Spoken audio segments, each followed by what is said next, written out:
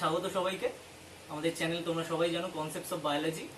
আগের দিন অনেক শেয়ার করেছিলে এবং অনেক ক্ল্যারিফিকেশনের কিছু ছিল বা ওপিনিয়নের ছিল, যা তোমরা সবাই দিয়েছো, আমার দাদারা বা স্টুডেন্টস সবাই। তো আগের দিনের রিকোয়েস্টেই আর কি, যারা অনেকে বলেছিলে যে ক্লাস 10-এর যদি আর কি রোগ সংক্রান্ত বিষয় নিয়ে কোনো স্যার ভিডিও করা যায় বা রোগের বিষয়গুলোকে ক্ল্যারিফাই করা যায়, তাহলে সেটা নিয়ে একটু বলবেন। তো আজকে সেখানেই আর কি দিয়ে শুরু করছি। আমরা নর্মালি হেঁটে চলে বেড়াই, খেলতে যাই, কাজে যাই, সবাই জানি যে আমরা যদি এই কোনো জায়গায় অ্যাক্সিডেন্ট হয় বা খেলতে গিয়ে পড়ে যাই, কেটে যায়, ছড়ে যায় কোথাও, তো আমাদের হাত থেকে রক্ত বেরোয়। ঠিক আছে, তো রক্ত বেরোনোর পর একটি নির্দিষ্ট সময়ের পর সেটা আবার বন্ধও হয়ে যায়। এটা একটা নর্মাল প্রসেস, আমরা সবাই জানি। কিন্তু অনেক ক্ষেত্রে আমরা দেখতে পাই যে রক্তক্ষরণ হওয়ার পরও একটি নির্দিষ্ট সময় বা অনেকক্ষণ ধরে রক্তটা চলতেই থাকে, অর্থাৎ বেরোতেই থাকে, রক্ত বেরোনো বন্ধ হয় না। এটাকে আমরা বলতে পারি হিমোফিলিয়া। তাহলে আজকে আমরা টপিক হচ্ছে আমাদের হিমোফিলিয়া। এটাকে অনেক সময় ব্লিডার্স ডিজিজও বলে। কি বলে? ব্লিডার্স ডিজিজ ও বলে থাকে। ঠিক আছে, তাহলে রক্ততঞ্চন প্রক্রিয়া যদি প্রপারলি না হয়, তাহলে যে রোগটা আমাদের সম্মুখীন হতে হয়, যে রোগের সম্মুখীন হতে হয় আমাদের, সেটাকে বলা হয় হিমোফিলিয়া। তোমরা বাইরে থেকে দেখে কিন্তু ওরকম ভাবে বুঝতে পারবে না কাউকে যে ওর ভেতরে কি আছে, কিন্তু এই যে একটা সিমটম বললাম, এই সিমটমটা হচ্ছে প্রধান সিমটম, যে রক্তক্ষরণ বন্ধ না হওয়া। এটি একটি প্রধান সিমটম। ঠিক আছে, তো এইটা সর্বপ্রথম স্যার জন অট্টো বলে একজন বৈজ্ঞানিক, খুব সম্ভব 1803 নাগাদ, এইটাকে, এর যে পুরো ব্যাপারটাকে একটি আর্টিকেলের মাধ্যমে প্রকাশ করেন। ঠিক আছে, তো এইবার আমরা চলে যাব জিনগত বৈশিষ্ট্যতে। তো জিনগত বৈশিষ্ট্য যখন আমরা দেখব, সবার প্রথমে কি মাথায় আসবে? আগে আমি বৈশিষ্ট্যগুলো একটু তোমাদের বলে দিই, তাহলে তোমাদের বুঝতে আরো সুবিধা হবে। জিনগত বৈশিষ্ট্য একটু পয়েন্ট ওয়াইজ মাথায় রাখার চেষ্টা করো। সবার প্রথমে আমরা বলতে পারি এটা বংশগত রোগ। খুব জেনারেল ভাবেই এটা বলা যায় যে এটা হচ্ছে বংশগত রোগ। অর্থাৎ বংশগত রোগ বলতে কি বোঝায় না, বংশগত রোগ বলতে বোঝায় যে এটা একটা প্রজন্ম থেকে অন্য প্রজন্ম বা দ্বিতীয় প্রজন্মে বা তৃতীয় প্রজন্মে, মানে জেনারেশন আফটার জেনারেশন এই রোগটা আর কি চলতে থাকে। সেকেন্ড পয়েন্টটা আসবো আমরা, যে এটা sex linked disease. Sex linked disease বা সেক্স লিঙ্কের বদলে তোমরা এক্ষেত্রে বলতে পারো এক্স লিঙ্ক। এক্ষেত্রে অর্থাৎ এক্স ক্রোমোজোম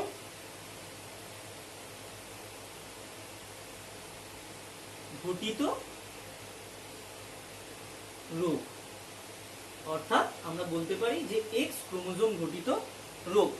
ঠিক আছে, তাহলে এক্স ক্রোমোজোম ঘটিত রোগ বলতে গিয়ে আমরা কি বুঝি? যে পুরুষের ক্ষেত্রে আমরা দেখতে পাই, এখানে যদি পুং আর এখানে যদি মহিলা যদি আমি ছোট্ট করে লিখে দিই, বা পুং বা স্ত্রীও লিখতে পারো তোমরা, তো সেক্ষেত্রে যদি আমরা দেখতে পাই, বা এখানটা আমি লিখেই দিচ্ছি পুরুষ ও মহিলা, যদি এদের ক্রোমোজোমাল বিন্যাস দেখি, তাহলে আমরা কি দেখব? যে ক্রোমোজোমাল বিন্যাস যদি দেখা যায়, তাহলে পুরুষের হচ্ছে XY এবং মহিলাদের হচ্ছে XX। মাথায় রাখবে যে এটা কিন্তু সেক্স ক্রোমোজোম ঘটিত রোগ। আচ্ছা, তো সেক্স ক্রোমোজোম ঘটিত রোগ এটা মূলত। তাহলে পুরুষদের যেহেতু Y আছে, এটা কিন্তু Y জিন কিন্তু এফেক্টেড হয় না, বা Y ক্রোমোজোম কিন্তু এফেক্টেড হয় না এই রোগ দ্বারা।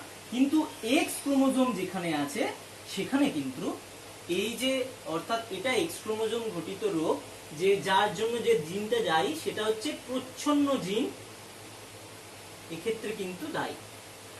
তো সেই প্রচ্ছন্ন জিন কিন্তু মূলত এক্স ক্রোমোজোমে বসবে। এবার আমরা আসবো প্রকারভেদ নিয়ে। প্রকারভেদ বলার আগে রক্ততঞ্চন সম্পর্কিত একটু বলে রাখি, যে রক্ততঞ্চন মানে আমরা জানি যে রক্ত বেরোনো যখন শুরু হয়, তারপরে একটা নির্দিষ্ট সময় পর বন্ধ হয়, তো এই যে পদ্ধতি, এটাকে বলা হয় রক্ততঞ্চন পদ্ধতি। ঠিক আছে। তো নর্মাল মানুষের যখন একটা জায়গায় কেটে যায় তখন রক্ততঞ্চন হতে মোটামুটি 2 থেকে 8 মিনিট সময় লাগে। ঠিক আছে। তো এই রক্ততঞ্চনের জন্য দায়ী মূলত 13টি ফ্যাক্টর আছে, 13টি ফ্যাক্টর। ঠিক আছে। এই 13টি ফ্যাক্টরের মধ্যে কোনো ফ্যাক্টরের যদি কার্যকলাপ বিনষ্ট হয় বা কোনো কারণে মিউটেশন ঘটে, তো তার ফলে কি হয়, আমাদের নর্মালি হিমোফিলিয়ার বিভিন্ন প্রকারভেদ আমাদের চোখে পড়ে, অর্থাৎ রক্ততঞ্চন প্রক্রিয়া ব্যাহত হয়। তাহলে এইবারে আমরা হিমোফিলিয়া জিনের যে বা হিমোফিলিয়ার যে প্রকারভেদ সেখানে আমরা আসি। সবার প্রথমে আমরা বললাম হিমোফিলিয়া এ, আমি এ দিয়েই ডিনোট করছি, হিমোফিলিয়া এ। তো কি হচ্ছে ব্যাপারটা, না আগেই বলেছি যে এক্স ক্রোমোজোমে থাকা জিনের, এক্স ক্রোমোজোমস্থিত জিনের মিউটেশন হয়। তার ফলে কি হয়, তার ফলে হয় যে আমাদের মূলত রক্ততঞ্চনের জন্য দায়ী এই 13টি ফ্যাক্টরের মধ্যে ফ্যাক্টর 8 অর্থাৎ 8 নাম্বার যে ফ্যাক্টর, যাকে আমরা অ্যান্টি হিমোফিলিক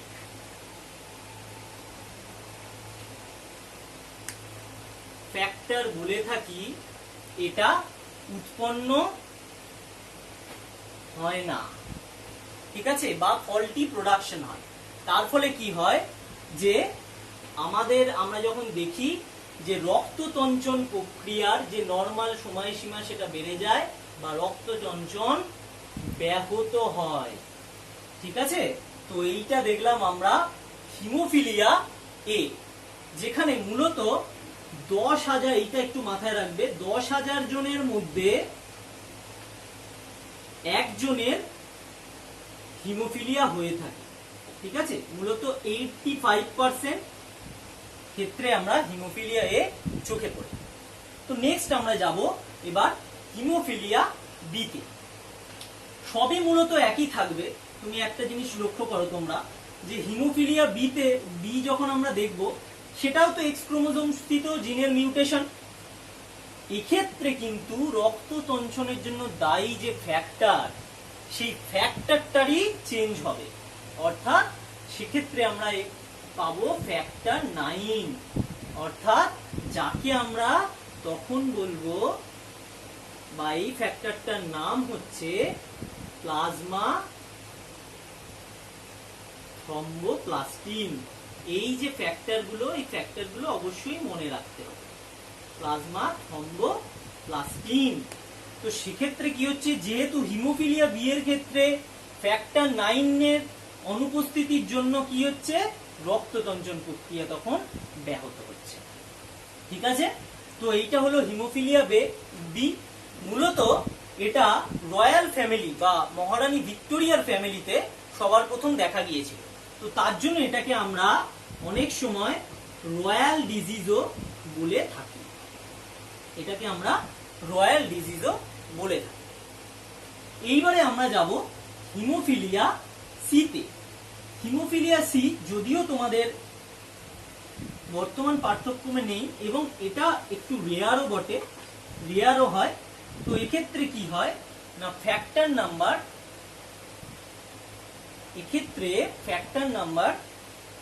11 এর অনুপস্থিতি থাকে, অর্থাৎ ফ্যাক্টর নাম্বার 11 এর অনুপস্থিতির জন্য রক্ততঞ্চন প্রক্রিয়া ব্যাহত হয়। তো এই গেল আমাদের প্রকারভেদের ব্যাপার, অর্থাৎ এরপরে চলে যাব আমরা বংশানুসরণ নিয়ে। বংশানুসরণ শুরুর সময় বংশানুসরণ নীতিতে আমরা কি কি দেখতে পাবো সেটা আমরা এবার বুঝব। আমরা দেখেছি যে যেহেতু এটা এক্স ক্রোমোজোম স্থিত, অর্থাৎ এক্স ক্রোমোজোম গঠিত প্রচ্ছন্ন রোগ বা প্রচ্ছন্ন জিনের জন্য দায়ী রোগ, এই দুটো পয়েন্ট আমাদের মাথায় আছে। তাহলে পুরুষদের ক্ষেত্রে আমরা কি দেখেছিলাম যে পুরুষদের হচ্ছে এক্স ওয়াই এবং মহিলাদের হচ্ছে এক্স আর এক্স। ঠিক আছে, আমি যদি একটু সাজিয়ে লিখি যে পুরুষদের ক্ষেত্রে এক্স ওয়াই আর মহিলাদের ক্ষেত্রে এক্স এক্স। এবং এইবারে আমি যদি জিনগুলোকে আলাদাভাবে নিই, অর্থাৎ জিনগুলোকে যদি আমি আইডেন্টিফাই করি এগুলোকে এক্সপ্রেস করার জন্য, তাহলে প্রকট জিনে আমি কি লিখব? প্রকট জিন ধরে নাও যেটা স্বাভাবিক জিন, তাদেরকে আমি ক্যাপিটাল এইচ লিখতে পারি। আর প্রচ্ছন্ন জিন যেটা মূলত হিমোফিলিয়া রোগের জন্য বা হিমোফিলিয়ার দায়ী জিন, সেইটা আমরা লিখতে পারি স্মল এইচ। তাহলে একটা জিনিস দেখলাম যে প্রকট জিন আমরা কাকে নিচ্ছি না ক্যাপিটাল এইচ কে, আর প্রচ্ছন্ন জিন নিচ্ছি আমরা স্মল এইচ কে। একটা জিনিস মাথায় রাখবে, এই যে প্রকট জিন অর্থাৎ স্বাভাবিক জিন, সেই স্বাভাবিক জিনের কি হয় না মিউটেশনের ফলে মিউটেশন দেখা যায়, সেই মিউটেশনের ফলে কিন্তু প্রচ্ছন্ন জিন হয়। অর্থাৎ মিউটেশন মানে আমরা জানি যে জিনের আকস্মিক পরিবর্তন।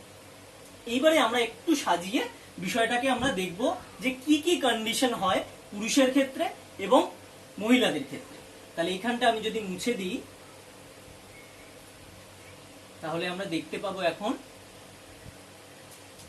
যে ধরে নিই আমি এখানে লিখি যে ক্রোমোজোমাল বিন্যাস, বা ঠিক আছে পুরুষ লিখি পুংদের ক্ষেত্রে, আর এখানে লিখি আমি যদি ক্রোমোজোমাল বিন্যাস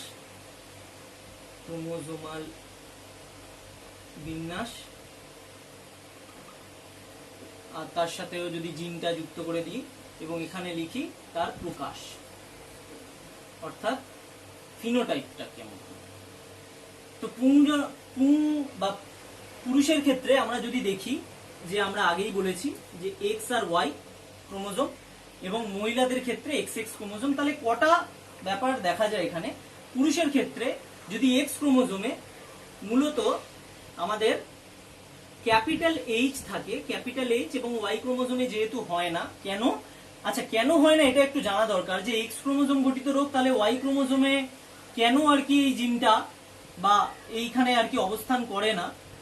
কারণ এক্স ক্রোমোজোমের সাথে ওয়াই ক্রোমোজোমের হোমোলজি নেই, অর্থাৎ এদের সজ্জারীতি, জিনের যে সজ্জারীতি বিন্যাস সেগুলো মূলত এক নয়। একটু ছোট্ট করে দেখিয়ে দিই, যদি এক্স ক্রোমোজোম যদি এরকম হয় তাহলে ওয়াই ক্রোমোজোম কিন্তু এরকম আমাদের অনেকটাই ছোট, এবং ধরে নাও এই জায়গাটায় যদি প্রচ্ছন্ন জিন অবস্থান করে তাহলে দেখতে পাচ্ছ এটার সাথে এর হোমোলজি থাকে না।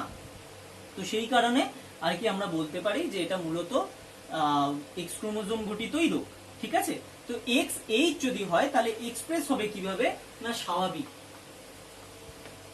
তাহলে এটাকে আমি বলবো স্বাভাবিক ঘটনা বা স্বাভাবিক পুত্র। যেহেতু আমি ছেলেকে রিপ্রেজেন্ট করছি তখন আমি বলবো এটা স্বাভাবিক পুত্র। ঠিক আছে, আচ্ছা যদি আমার এখানে এক্স স্মল এইচ ওয়াই হয়, ঠিক আছে, তখন আমি কি লিখবো না রোগগ্রস্ত পুত্র।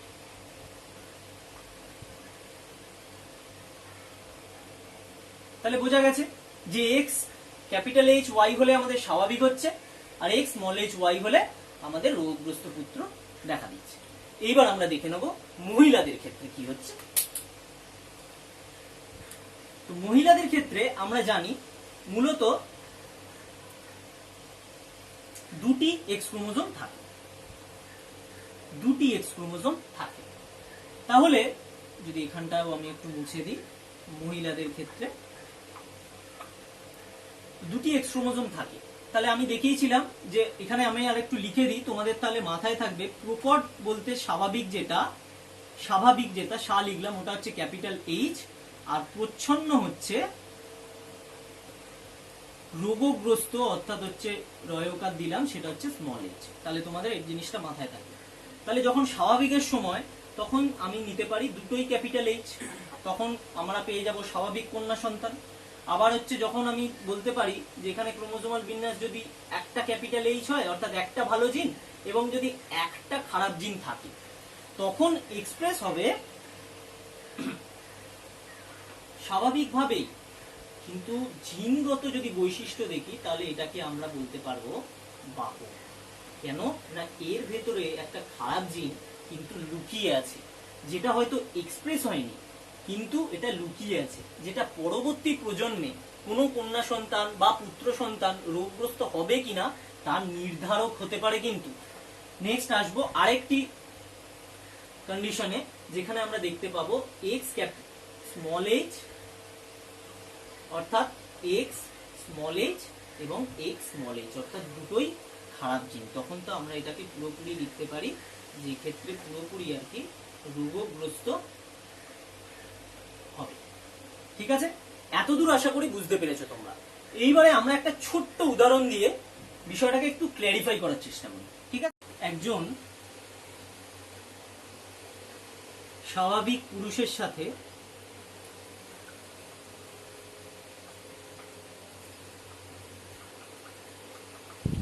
স্বাভাবিক মহিলার, ব্র্যাকেটে বাহক লিখলাম, মহিলার যদি বিবাহ হয় তবে কত শতাংশ পুত্র সন্তান রোগগ্রস্ত হবে? এটা হলো আজকে আমাদের একটা প্রশ্ন, কত শতাংশ পুত্র সন্তান রোগগ্রস্ত হবে। ঠিক আছে, তাহলে এখান থেকে আমি কি আইডেন্টিফাই করতে পারি যে একজন স্বাভাবিক পুরুষের সাথে যদি স্বাভাবিক মহিলা, কিন্তু মাথায় রাখতে হবে ব্র্যাকেটে বাহক, যদি বিয়ে হচ্ছে তাহলে কত শতাংশ পুত্র সন্তান রোগগ্রস্ত হবে। তাহলে এটাকে আমি কিভাবে করব না, হচ্ছে খুব স্বাভাবিক, আমরা আলাদা আলাদা করে নিই। আচ্ছা, এই প্রশ্নটা আশা করি তোমরা সবাই দেখে বুঝতে পারছো, তাহলে আমি একটু মুছে দিই। ঠিক আছে, তাহলে তোমাদের বুঝতে সুবিধা হবে আরো। তাহলে এখানে আমি আলাদা করে যদি এটাকে পুং নিয়ে নিই, এটাকে যদি স্ত্রী নিয়ে নিই, তাহলে এদের যদি আমি ধরে নিই এক্স আর ওয়াই থাকে, এখানে যদি এক্স আর এক্স থাকে। এইবারে যেহেতু এখানে স্বাভাবিক পুরুষ ছিল আমাদের, তো সেই কারণে আমি এখানে বলতে পারি যে এক্স ক্যাপিটাল এইচ, আর এখানে যদি স্ত্রী বাহক ছিল তো একটা এইচ ভালো, কিন্তু একটা এইচ আমরা এখানে খারাপ। ওকে, তো এদের এবার ক্রস করাবো আমরা। ক্রস করানোর সময় কি হবে না, যদি আমরা গ্যামেটিক সেপারেশন করি তাহলে আমরা এখানে কি দেখতে পাবো না এক্স ক্যাপিটাল এইচ আর ওয়াই, আর এখানে দেখতে পাবো যে এক্স ক্যাপিটাল এইচ আর এক্স স্মল এইচ। ঠিক আছে, তো এইবার আমরা একটা ছোট্ট পানেট স্কোয়ারের মাধ্যমে এটা বা চেকার বোর্ডের মাধ্যমে বুঝে যাব যে হচ্ছে এটা অ্যাকচুয়ালি কিভাবে পুত্র সন্তানও জন্মাচ্ছে এবং কত পার্সেন্ট পুত্র সন্তান রোগগ্রস্ত হচ্ছে। তো এই আমাদের একটা নর্মাল হচ্ছে আমাদের চেকার বোর্ড।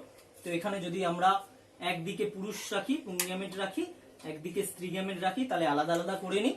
আমাদের এক্স ক্যাপিটাল এইচ আর ওয়াই, আর এক্স ক্যাপিটাল এইচ আর এক্স এখানে স্মল এইচ, এখানেও রাখি এক্স স্মল এইচ।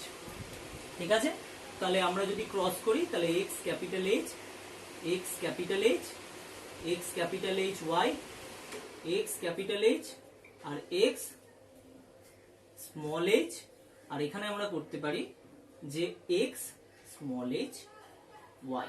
আচ্ছা, স্মল এইচটাকে আমি ডিনোট করে দিই তোমাদের জন্য, স্মল এইচ ওয়াই। তাহলে আমরা কি দেখতে পেলাম যে এখানে x capital H, X capital H, অর্থাৎ এটাকে যদি আমি নোট ডাউন করি তাহলে এক নম্বরে আমি কি পাচ্ছি না স্বাভাবিক কন্যা সন্তান। ঠিক আছে, এটাকে যদি আমি 2 লিখি, এটাকে যদি 3 লিখি, এটাকে যদি 4 লিখি, তাহলে আমরা কি পাবো না 2 নম্বরে আমরা পাচ্ছি যে স্বাভাবিক পুত্র সন্তান। 3 নম্বরে আমরা পাচ্ছি স্বাভাবিক কন্যা, কিন্তু ব্র্যাকেটে থাকবে বাহক। কেন না যেহেতু এর মধ্যে একটা স্মল এইচ লুকিয়ে আছে। আর 4 নম্বরে পাচ্ছি আমরা রোগগ্রস্ত পুরুষ বা পুত্র। ঠিক আছে, তাহলে এখান দিয়ে দেখতে পেলাম আমরা যে 25% অর্থাৎ 4টের মধ্যে একটি পুরুষ রোগগ্রস্ত হচ্ছে, যেটাকে আমরা পুত্র সন্তান বলেছি। তাহলে আমাদের প্রশ্ন ছিল যে কত শতাংশ পুত্র সন্তান রোগগ্রস্ত হবে, তাহলে এখান থেকে আমরা উত্তর পাচ্ছি 25% পুত্র সন্তান রোগগ্রস্ত হবে। তাহলে এখান থেকে আমরা খুব ইজিলি আর কি হিমোফিলিয়ার ব্যাপারটা পুরো জেনে নিলাম। আশা করি তোমাদের ভালো লেগেছে, এবং তারপরও তোমাদের যদি কোনো প্রশ্ন থাকে তোমরা আমাকে মেসেজ করতে পারো, এবং অবশ্যই লাইক, শেয়ার এন্ড সাবস্ক্রাইব করতে পারো। আর ডিরেক্টলি যদি মেসেজ করতেই হয় তাহলে আর তোমরা এই নাম্বারে বা নিচে দেওয়া নাম্বারে তোমরা জেনে নিতে পারো। ঠিক আছে, thank you, lots of love.